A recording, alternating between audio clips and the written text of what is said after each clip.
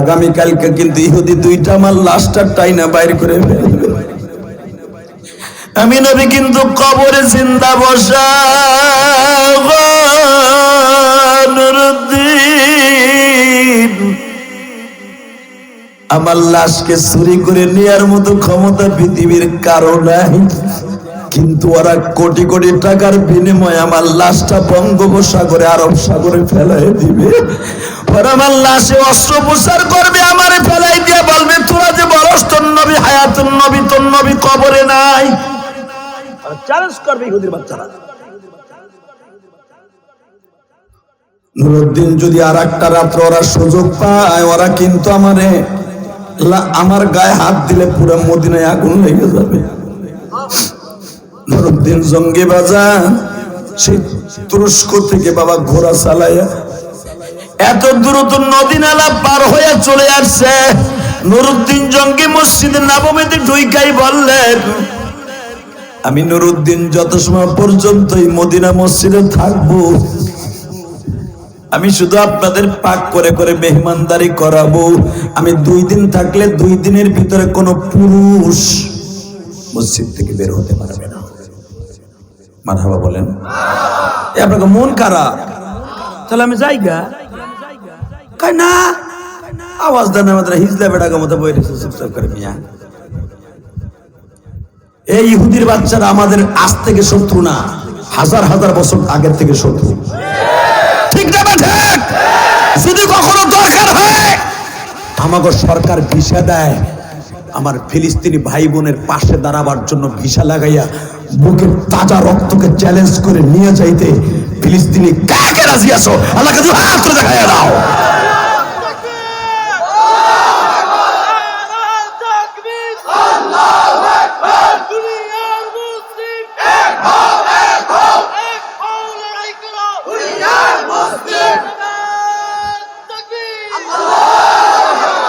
এরকম আওয়াজ দিবেন ফিলিস্তিনি, এই আওয়াজ আপনার ফিলিস্তিনি অন্তরে লেগে যাবে ইনশাআল্লাহ। মারহাবা বলতে পারেন না? আল্লাহ। নুরুদ্দিন জঙ্গি বলে দিলেন কেউ মসজিদ থেকে বের হবে না, কোনো বালেক পুরুষ। আর নুরুদ্দিন জঙ্গিকে আমার নবী স্বপ্নের ভিতরে শয়তান দুটো চেহারা দেখাই দিয়েছে যে এই দুটাই শয়তান আমার কবর খনন করতে করতে আমার পাও বের করে ফেলছে। নুরুদ্দিন খুঁজতেছে হাজার হাজার মানুষের মধ্যে কেমনে বের করবে। উনি একটা প্রসেসিং অবলম্বন করলেন, কেউ বের হবে না, খাবার মসজিদে ঠিক মতো প্রেজেন্ট হয়ে যাবে। কিন্তু ওদের তো মনে ফুর্তি, আজকে রাতটা পাইলেই নবী মুহাম্মদকে তুলে নিয়ে যাবো। ইশারের নামাজের পরে কেউ বের হয় না বাদশার ঝাড়িতে, কিন্তু ওই বেঈমান দুটা বের হয়ে যাচ্ছে। নাউজুবিল্লাহ বলেন। নুরুদ্দিন জঙ্গি বললেন, দেখো তো এই লোক দুটা আমার হুকুম লঙ্ঘন করে কোন দিকে যায়। যেতে যেতে তাদের যেখান থেকে কর্মসূচি শুরু ওখানে চলে গেল। বাবাজান ভালো করে সোমবার এখন চোখের পানি ফেলবা। নুরুদ্দিন বলে, তোমরা খাওয়া দাওয়ার অনুষ্ঠান করো, আমি একটু যাই, মেহমান দুইটা কই যায়। পুলিশটা বলতেছে, স্যার এই দুজন এমন অলির অলি, ঘরের থেকে বের হয় না, সারাদিন ওরা ঘরেই থাকে। ওরা বাহিরের থেকে দাওয়াত ও তাবলীগের কাজ করার জন্য মসজিদে নববীতে ঢুকছে আজ থেকে আরো 1 বছর আগে। নুরুদ্দিন জঙ্গি বলে, ওরা দাওয়াত ও তাবলীগের কাজ করতে আসছে, একটু সবুর কর। সারা দুনিয়ার মুমিনের কলিজা আগুন লাগাইছে, দাওয়াত ও তাবলীগের কাজ করতে আসছে। ওরা ঘরের মধ্যে ঢুকেই বাবা দরজা লাগাই দিছে। নুরুদ্দিন জঙ্গি বললেন, লক করলেন, দরজা খুলো, দরজা খুলো, খোলে না। লাঠি দিয়ে দরজা ভেঙে ফেলা হইল। আল্লাহর কুতুব ঘরে ঢোকার সাথে ওরা তরবারি দিয়ে কোপ দিছে। নুরুদ্দিন জঙ্গি বলে, যদি এরা এত বড়ই হয় তাহলে সন্ত্রাসের মতো কোপ দিল কেন? হুজুর বুঝলাম না, রাতে আজও পর্যন্ত একটা কটু কথাও কাউরে কয়নি, আজকে কোপ ছাড়লো কেন? নুরুদ্দিন বলে, এই জন্যই তো আমি এত দ্রুত কাউরে না জানাইয়া আমার বডিকে সৈন্য সমান্ত্র সারা একাই মসজিদে নববীতে ঢুকছি। একটু পরেই বুঝবা আমার দয়ার নবী কেন আমারে আসতে বলেছে। এই কুত্তার বাচ্চা দুইটারে আগে বাং, এরা মানুষের বাচ্চা না, কারণ নবী নিজে বলেছে যারা আমারে গালি দিবে, যারা আমাকে জীবনে ক্ষতি করার জন্য চেষ্টা করবে, এরা মানুষের যদিও রূপান্তরিত, দেখো এরা মানুষ না, এরা জানোয়ার। বালহুম আদাল উলাইকা হুমুল গাফিলুন। কুত্তার চাইতে খারাপ, শুয়ারের চাইতে খারাপ এরা। এই কুত্তা দুটারে বাঁধে বাইন্দা যখন কুত্তার মতো ফেলাই রেখে দিছে, নুরুদ্দিন জঙ্গি দেখে উপরে একটা খাট পাতায় রাখছে, এর উপর একটা ডাল দেয়া, এর উপর একটা পাটি দেয়া, নিচ দিয়ে সরং পথ খনন করা। খুন্তা কুদাল তাদের রুমের মধ্যে। আমি দেখবো আশিকে রাসূল এই মজমার মধ্যে কে আছে গো বাবা। নবীর ইন্তেকালের পরে নবীর পুরা বডিটা পৃথিবীতে কেউ দেখতে পারে নাই, শুধু একজনই দেখছে, তার নাম নুরুদ্দিন জঙ্গি। এবার নবীর জেসেনটা শুধু একজনই দেখছে, সবাই দেখছে, সাহাবীরা পর্যন্ত স্বপ্নে দেখছে, কিন্তু নবীরে কেউ পুরা বডিটা বাবা হয়তো এলকার মাধ্যমে অনেকে, ইমাম আবু হানিফা রাহমাতুল্লাহ আলাইহি আমার নবীর সাথে বহুতবার মুসাফা করছে, কিন্তু এই জগতের মুসাফা নয়। ইমাম আবু হানিফা, ইমাম মালিক রাহমাতুল্লাহ যখন হাত দিয়ে দিতেন কবরে, ওনারা দেখতেন আমার নবীর নরম হাতটা তাদের সাথে মুসাফা করতেছে। হাতটা পাইয়াই তারা বেহুশ হয়ে যাইতো, বেহুশ হয়ে ইলকার মাধ্যমে কথা বলতেন, ইলহামের মাধ্যমে, কারণ পুরা বডিটা একমাত্র একজনই দেখছে। বাজার আমরা আল্লাহর কাছে দোয়া করব, মালিক তোমার নবীর বডিটা আমাদের একটু স্বপ্নের ভিতরে দেখা। জীবনে যদি একবার আমার নবীর দেখতে পারি, নবী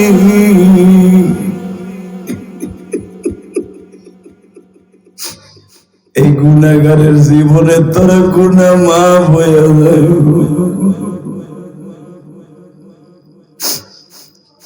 নুরুদ্দিন জঙ্গি লাথি দিয়ে পাথরটা সরাইয়া টর্চ লাইট লয়ে বাবা নামছে, সাথে দুইজন পুলিশ কনস্টেবল নিছে।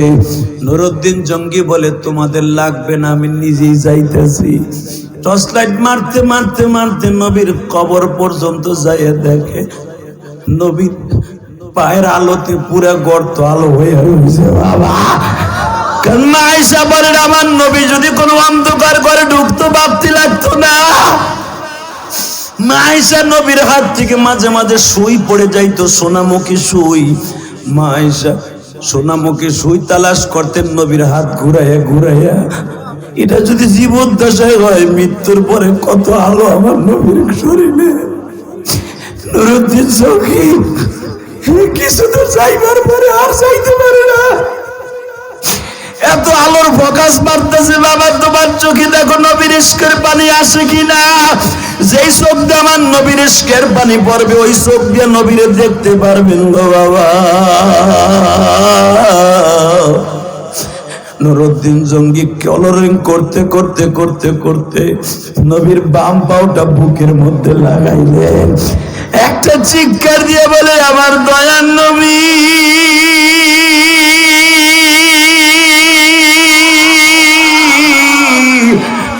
আমার মায়ার নবী, আপনার গোলাম হাজির গো নবী।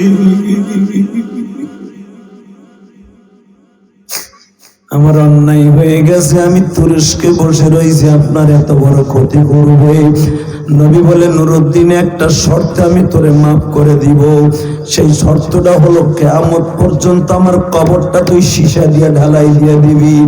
এই যে আপনার আমি দেখতাছি বাজার নবীর রওজা, আসলে নবীর রওজা দেখা যায় না। নুরুদ্দিন জঙ্গির জামানায় 100 ফুট নিচের থেকে সীসা দিয়ে ঢালাই দেয়া। জোরে জোরে জোরে জোরে জোরে। কিয়ামত পর্যন্ত আর কোন বেঈমান নবীর লাশের কাছে যেতে পারবে না। ইহুদির বাচ্চারা শুধু এই যুগের শত্রু নয়, এরা আমার নবীর লাশটাও বাবা লয়ে যাইতে চাইছে। আল্লাহ যারা তোমার নবীর কথা শুনে ব্যথা পাইয়া কাঁদছে, আমি জানি না এদের মধ্যে কার মা নাই বাবা নাই গো, আমার মতো কার মা নাই জানি না। এদের প্রত্যেকের বাবা মায়ের কবর আযাব মাফ করে দাও। নিজের হাতে বান্দা তুমি বানায়া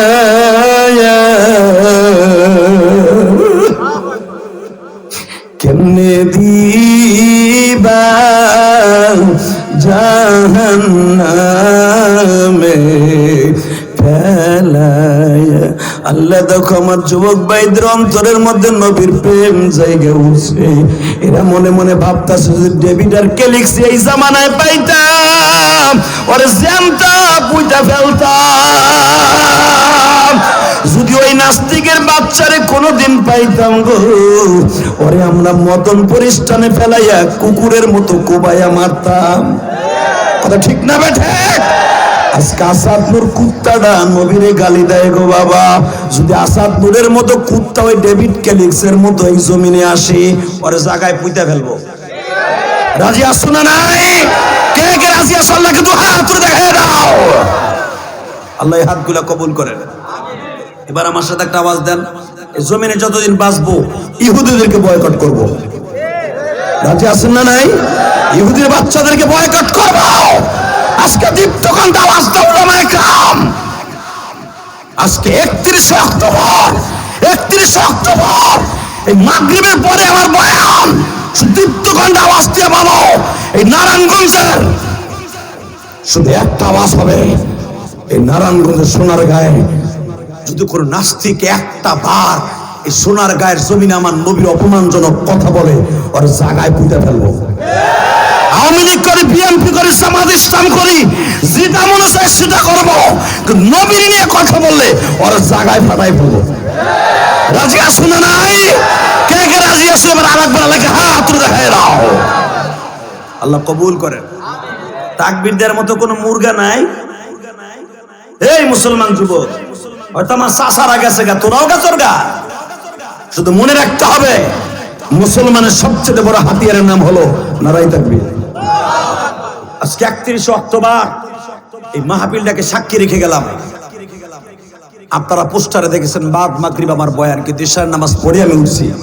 এটা আমার প্রথম মাহফিল, আজকে দ্বিতীয় মাহফিল আমার ঢাকার ভিতরে। শুধু একটা আওয়াজ দিয়ে বলবেন, জীবন যাক আর থাক, কোন ইসরায়েলি বাহিনীদের সাথে আমাদের কোনো আপোষ থাকবে না। আল্লাহ তুমি ইসরায়েলি মা বোনদেরকে রক্ষা করো। আল্লাহ আল্লাহ তুমি রক্ষা করো।